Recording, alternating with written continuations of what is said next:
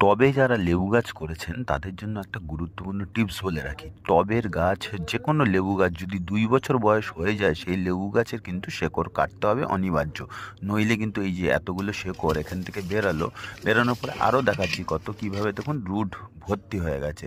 এই রুটটা না কাটলে কি হয়, এই রুটের জন্য জ্যাম হয়ে যায়, ও কিন্তু জলও খেতে পারে না, আবার কিন্তু খাবারও খেতে পারে না। এই রুটটাকে হালকা করার জন্য, মাটিটাকে আরও হালকা করার জন্য আমাদের কি করতে হবে, প্রতি 2 বছর অন্তর অন্তর যে কোনো লেবু গাছে কিন্তু শেকড় কাটতে হয়। আবার ভালো গ্রোথ থাকলে 1.5 বছরেও অনেক সময় লেবু গাছে শেকড় কাটতে হয়। শেকড় কাটলে কী হবে, মাটিটা হালকা হয়ে যাবে আর অনেক স্পেস পাবে। স্পেস না পেলে অক্সিজেন হবে না, ওর ভেতরে খাবার যাবে না, জল যাবে না, প্রচুর সমস্যা হবে। ফুল আসবে ভুরি ভুরি, কিন্তু একটাও ফল দাঁড়াবে না। তো ফুল যে কটা আসবে সে কটা যদি ফলে পরিণত করতে চান, এই টেকনিকগুলো ইউজ করবেন। দেখুন কত শিকড় আরও বেরোলো। এত শিকড় থাকলে যদি টবটা জাম হয়, ও শ্বাস